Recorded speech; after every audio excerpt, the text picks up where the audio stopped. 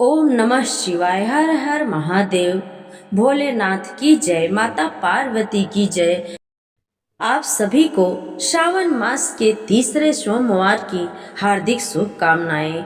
भगवान महादेव की कृपा आप सभी के ऊपर बनी रहे। आज हम सुनेंगे श्रावण सोमवार की व्रत कथा। आप लोगों से हाथ जोड़कर निवेदन करती हूँ, कथा को अंत तक अवश्य सुनिएगा। और आप सभी को कथा अच्छी लगे तो चैनल को सब्सक्राइब करिएगा और कमेंट में हर हर महादेव जरूर लिखिएगा। कहा जाता है कि देवों के देव महादेव बहुत ही भोले माने गए हैं, इसलिए उनका एक नाम भोलेनाथ भी है। भगवान शंकर को प्रसन्न करने के लिए किसी भी तरह के खास पूजा करने की जरूरत नहीं है, क्योंकि कहा जाता है कि वो तो भोले हैं। अपने भक्त की मन की थोड़ी सी क्षणिक मात्र भी की गई भक्ति से ही भगवान प्रसन्न हो जाते हैं। अगर आप भी शिव की भक्ति और कृपा पाना चाहते हैं, सावन के सोमवार का व्रत करते हैं, तो इस कथा को अवश्य सुनिए। भोलेनाथ को प्रसन्न करिए। बोलिए भोलेनाथ की जय। माता पार्वती की जय। एक बार एक नगर में एक साहूकार रहता था। उसके घर में धन की कोई भी कमी नहीं थी, लेकिन उसको कोई संतान नहीं थी, इसलिए वह बहुत दुखी रहता था। संतान के लिए वह हर सोमवार को व्रत रखता और पूरी श्रद्धा के साथ शिव जी के मंदिर जाकर भगवान शिव और माता पार्वती की पूजा पूरी श्रद्धा से करता था। उसकी भक्ति देखकर एक दिन माता पार्वती प्रसन्न होकर भगवान शिव से साहूकार की मनोकामना पूर्ण करने का भगवान शिव से निवेदन किया। पार्वती जी के आग्रह पर भगवान शिव ने कहा, हे पार्वती, इस संसार में हर प्राणी को उसके कर्मों का फल अवश्य मिलता है, और जिसके भाग्य में जो हो उसे तो भोगना ही पड़ता है। लेकिन माता पार्वती जी ने साहूकार की भक्ति देखकर उनकी मनोकामना पूर्ण करने की इच्छा भगवान शिव के सामने व्यक्त की। माता पार्वती के बार बार आग्रह पर शिव जी ने साहूकार को पुत्र का आशीर्वाद दिया, लेकिन उन्होंने कहा कि यह बालक सिर्फ 12 वर्ष तक ही जीवित रहेगा। माता पार्वती और भगवान शिव आपस में क्या बात कर रहे थे, उसको साहूकार सुन रहा था, इसलिए उसे ना तो इस बात की खुशी थी और ना ही दुख था। वह पहले की जैसे भगवान शिव की पूजा करता रहा, उनकी भक्ति में लीन रहा। कुछ समय के बाद साहूकार की पत्नी ने एक पुत्र को जन्म दिया। वह पुत्र 11 वर्ष का हुआ तो उसने पढ़ने के लिए काशी भेजा दे गया। साहूकार ने पुत्र के मामा को बुलाकर उसे बहुत सारा धन देते हुए कहा कि तुम इस बालक को काशी विद्या प्राप्ति के लिए लेकर जाओ। तुम लोग रास्ते में यज्ञ कराते जाना और ब्राह्मणों को भोजन दक्षिणा देते हुए जाना। दोनों मामा भांजे इसी तरह यज्ञ कराते और ब्राह्मणों को दान दक्षिणा देते काशी नगर की तरफ निकल पड़े। इसके दौरान रात में एक नगर पड़ा, जहाँ वो मामा भांजा विश्राम करने के लिए रुके थे। वहाँ के नगर के राजा के कन्या का विवाह था, लेकिन जिस राजकुमार से उस कन्या का विवाह होने वाला था वह एक आंख से काना था। राजकुमार के पिता ने अपने पुत्र के काना होने की बात को छुपाने के लिए सोचा, क्यों ना उसने साहूकार के पुत्र को दूल्हा बनाकर राजकुमारी से विवाह करा दे। विवाह के बाद जो धन मिलेगा उसको देकर सब विदा कर दूंगा और राजकुमारी को अपने घर ले जाऊंगा। लड़के को दूल्हे की वस्त्र पहनाकर राजकुमारी से विवाह करा दिया गया। लेकिन साहूकार का पुत्र बहुत ईमानदार था। उसे यह बात अच्छी नहीं लगी, इसलिए उसने मौका पाकर राजकुमारी के चुन्नी पर लिखा कि तुम्हारा विवाह तो मेरे साथ हुआ है, लेकिन जिस राजकुमार के संग तुम्हें भेजा जाएगा वह एक आंख से काना है। मैं तो सिर्फ काशी पढ़ने आया था। जब राजकुमारी ने चुन्नी पर लिखी बातें पढ़ी तो उसने अपने माता पिता को यह बात बताई। राजा ने अपनी पुत्री को विदा नहीं किया और बारात लेकर दूसरा राजा अपने नगर निराश होकर चला गया। दूसरी ओर साहूकार का लड़का और उसका मामा काशी नगर पहुंच गए और वहां जाकर उन्होंने यज्ञ किया। जिस दिन लड़के की उम्र 12 वर्ष का हो गया, उस दिन भी यज्ञ किया गया। लड़के ने अपने मामा से कहा, मामा, मेरी तबीयत कुछ ठीक नहीं लग रही, मुझे मैं जाकर आराम करना चाहता हूँ। तब मामा ने कहा, ठीक है, तुम अंदर जाकर आराम कर लो। शिव जी के वरदान के अनुसार कुछ ही देर में उस बालक के प्राण निकल गए। अपने मरे हुए भांजे को देखकर उसके मामा जोर जोर से रोने लगे। उसी समय संयोगवश शिव जी और माता पार्वती वहीं से जा रहे थे। माता पार्वती ने भोलेनाथ से कहा, हे स्वामी, मुझे इसके रोने के स्वर बिल्कुल सहन नहीं हो रहा। आप इस व्यक्ति के कष्ट को दूर जरूर करिए। जब शिव जी मृत बालक के समीप गए तो वो बोले कि हे पार्वती, उसी साहूकार का पुत्र है जिसे मैंने 12 वर्ष की आयु का वरदान दिया था। अब इसकी आयु पूरी हो चुकी है। लेकिन माता पार्वती मातृभाव से विभोर हो गईं और कहने लगी, हे महादेव, आप इस बालक को और आयु देने की कृपा करें, नहीं तो इसके वियोग में इसके माता पिता भी तड़प तड़प कर मर जाएंगे। माता पार्वती के फिर से आग्रह करने पर भगवान शिव ने उस लड़के को जीवित का वरदान दे दिया। शिव जी की कृपा से वह लड़का जीवित हो गया। शिक्षा पूरी करके लड़का जब मामा के साथ अपने नगर की ओर जाने लगा तो दोनों चलते चलते उसी नगर में फिर से पहुंचे जहां उस लड़के का विवाह हुआ था। उस नगर में भी उन्होंने यज्ञ का आयोजन किया। उस लड़के के ससुर ने उसे पहचान लिया और महल में ले जाकर उसकी खातिरदारी की और अपनी पुत्री को विदा किया। इधर साहूकार और उसकी पत्नी भूखे प्यासे रहकर अपने बेटे की प्रतीक्षा कर रहे थे। उन्होंने प्रण कर रखा था कि अगर उन्हें अपने बेटे की मृत्यु का समाचार मिला तो वह अपना प्राण त्याग देंगे। लेकिन अपने बेटे के जीवित होने का समाचार पाकर वह बहुत प्रसन्न हुए। उसी रात भगवान शिव ने साहूकार के स्वप्न में आकर कहा, हे साहूकार, मैंने तेरे सोमवार के व्रत करने और व्रत कथा सुनने से प्रसन्न होकर तेरे पुत्र को लंबी आयु प्रदान की है। इसी प्रकार जो कोई सोमवार व्रत करता है या कथा सुनता और पढ़ता है, उसके सभी दुख दूर होते हैं और सभी मनोकामनाएं पूर्ण होते हैं। तो ये रही श्रावण सोमवार की व्रत कथा। भगवान भोलेनाथ और माता पार्वती की कृपा सभी भक्तों पर बनी रहे। अब आइए सुनते हैं सावन सोमवार के दिन 16 सोमवार की कथा। ये बहुत समय पहले की बात है। महादेव जी माता पार्वती के साथ भ्रमण करते हुए मृत्यु लोक में अमरावती नगरी में आए। वहाँ के राजा ने शिव भगवान का बहुत बड़ा मंदिर बनवाया था, जो कि अत्यंत भव्य और बहुत सुंदर, मन को इतना शांति देता था कि लोग वहीं जाकर दिन भर भगवान शिव के मंदिर पर भजन कीर्तन करते थे और अपना समय बिताते थे। भ्रमण करते समय शिव पार्वती जी वहीं पर रुक गए। पार्वती जी ने कहा, हे नाथ, आओ आज इसी स्थान पर हम चौसर पासा खेलें। खेल आरंभ हुआ। शिव जी कहने लगे, मैं जीतूंगा। इस प्रकार उनकी आपस में जो बात होने लगी, उसी समय पुजारी जी पूजा करने आ गए। माता पार्वती ने पूछा कि हे पुजारी, बताओ जीत किसकी होगी। पुजारी बोला, इस खेल में तो महादेव जी के समान कोई दूसरा पारंगत नहीं हो सकता, किसी और की विजय नहीं हो सकती, इसलिए महादेव जी की ही यह बाजी जीतेंगे। लेकिन हुआ उल्टा, जीत माता पार्वती की हुई। पार्वती जी ने पुजारी को कोढ़ी होने का श्राप दे दिया। तूने जो गलत बात बोला, इसलिए मैंने तुझे कोढ़ी होने का आशीर्वाद देती हूँ। अब तो पुजारी कोढ़ी हो गया। शिव पार्वती जी दोनों वहां से चले गए। कुछ समय पश्चात वहां अप्सरा लोक से पूजा करने आई। अप्सराओं ने पुजारी जी से उनके कोढ़ी होने का रहस्य पूछा। पुजारी ने सब बातें अप्सराओं को बताई। अप्सरा कहने लगी, हे पुजारी जी, आप 16 सोमवार का व्रत करो तो भगवान शिव प्रसन्न होकर आपका संकट दूर अवश्य करेंगे। पुजारी जी ने अप्सराओं से व्रत की विधि पूछी। अप्सराओं ने व्रत करने और व्रत के उद्यापन करने की सारी विधि बता दी। पुजारी ने विधि पूर्वक श्रद्धा भाव से व्रत शुरू किया और अंत में व्रत का उद्यापन भी किया।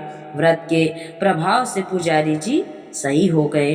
कुछ दिनों बाद जब फिर से माता पार्वती और शिव जी उस मंदिर में आए तो पुजारी जी को अच्छा और स्वस्थ देखकर पार्वती जी ने पूछे, मेरे दिए हुए श्राप से मुक्ति पाने का तुमने कौन सा उपाय किया? पुजारी जी ने कहा, हे माता, अप्सराओं द्वारा बताए गए 16 सोमवार के व्रत करने से मेरा सारा कष्ट दूर हो गया। पार्वती जी ने भी 16 सोमवार का व्रत किया, जिससे उनके रूठे हुए बेटे कार्तिकेय जी भी अपनी माता से प्रसन्न होकर आज्ञाकारी हो गए। एक दिन कार्तिकेय ने पूछा, हे माता, क्या कारण है कि मेरा मन सदा आपके चरणों में लगा रहता है? पार्वती जी ने कार्तिकेय जी को 16 सोमवार के व्रत का महत्व और विधि बताई। तब भगवान कार्तिकेय जी ने भी इस व्रत को किया तो उनका बिछड़ा हुआ मित्र वापस मिल गया। अब मित्र ने भी इस व्रत को अपने विवाह के लिए किया। वह विदेश गया, वहां के राजा की कन्या का स्वयंवर था। राजा ने प्रण किया था कि हाथिनी जिस व्यक्ति के गले में वरमाला डाल देगी उसी के साथ राजकुमारी का विवाह करूंगा। वह ब्राह्मण मित्र भी स्वयंवर देखने की इच्छा से वहां एक ओर जाकर बेचारा बैठ गया। हाथिनी ने उसी ब्राह्मण मित्र को माला पहनाई तो राजा ने बड़ी धूमधाम से अपनी राजकुमारी का विवाह उसके साथ कर दिया। उसके बाद दोनों सुखपूर्वक रहने लगे। एक दिन राजकन्या के मन में हुआ कि ऐसा क्या इस ब्राह्मण में था जो हाथिनी ने माला सिर्फ इसी ब्राह्मण के गले में डाला और ये मेरा वर हुआ। तो उसने अपने पति से पूछा, हे नाथ, आपने कौन सा पुण्य किया जिसने हाथिनी ने आपके ही गले में वरमाला पहनाई? ब्राह्मण पति ने कहा, मैंने कार्तिकेय भगवान द्वारा बताए गए 16 सोमवार का व्रत पूरे विधि विधान सहित श्रद्धा भक्ति से किया, जिसके फल के कारण मुझे तुम्हारे जैसी सौभाग्यशाली पत्नी मिली। अब तो राजकन्याएं भी सत्य पुत्र प्राप्ति के लिए व्रत किया और सर्व गुण संपन्न पुत्र प्राप्त हुआ। बड़े होकर पुत्र ने भी राज्य प्राप्ति की कामना से 16 सोमवार का व्रत किया। राजा के देवलोक होने पर इसी ब्राह्मण कुमार को राजगद्दी मिली। फिर भी वह इस व्रत को करता रहा। एक दिन उसने अपने पत्नी से पूजा सामग्री शिवालय ले पहुंचने को कहा, परंतु उसने पूजा सामग्री अपनी दासी के साथ भिजवा दिया। तब राजा ने जब पूजा समाप्त किया तो आकाशवाणी हुई, हे राजा, तुम इस पत्नी को अपने महल से निकाल दो, त्याग दो, नहीं तो राजपाट से हाथ धोना पड़ेगा। प्रभु की आज्ञा मानकर उसने अपने पत्नी को महल से निकाल दिया। तब वह अपने भाग्य को कोसती हुई एक बुढ़िया के पास गई और अपना सारा दुख उस बुढ़िया को सुनाया। बुढ़िया को बताया, मैं पूजा सामग्री राजा के कहने से शिवालय में नहीं भी ले गई और राजा ने मुझे घर से निकाल दिया। बुढ़िया ने कहा, तुझे मेरा काम करना पड़ेगा। उसने कहा, ठीक है। तब बुढ़िया ने सूत की गठरी उसके सिर पर रखी और बाजार भेज दिया। रास्ते में आंधी आई तो सिर पर रखी गठरी उड़ गई। बुढ़िया ने उसे डांट कर फटकार कर अपने घर से भगा दिया। अब रानी बुढ़िया के यहाँ से चलते चलते एक आश्रम में पहुंची। गुसाई जी उसे देखते ही समझ गए कि यह उच्च घराने की अबला विपत्तियों की मारी है। वे उसे धैर्य बांधते हुए बोले, बेटी, तू मेरे आश्रम में रह सकती है, तू मेरे बेटी के जैसी है, किसी प्रकार की चिंता मत करना। रानी आश्रम में रहने लगी, लेकिन रानी जिस चीज को हाथ लगाती वह चीज खराब हो जाती। वह देखकर गुसाई जी ने पूछा, बेटी, किस देव के अपराध से ऐसा हो रहा है? रानी ने बताया कि मैंने अपने पति की आज्ञा का उल्लंघन किया और शिवालय में पूजन के लिए नहीं गई, इससे मुझे घोर कष्ट उठाने पड़ रहे हैं। गुसाई जी ने शिव जी से उसके कुशल क्षेम के लिए प्रार्थना की और कहा, बेटी, तुम श्रावण के 16 सोमवार का व्रत विधि के अनुसार करो। तब रानी ने विधि पूर्वक श्रावण 16 सोमवार व्रत किया और व्रत के प्रभाव से राजा को रानी की एक दिन बहुत याद आई और दूतों को उनकी खोज के लिए भेज दिया। आश्रम में रानी को देख दूतों ने राजा को बताया। तब राजा ने वहां जाकर गुसाई जी से कहा, महाराज, यह मेरी पत्नी है।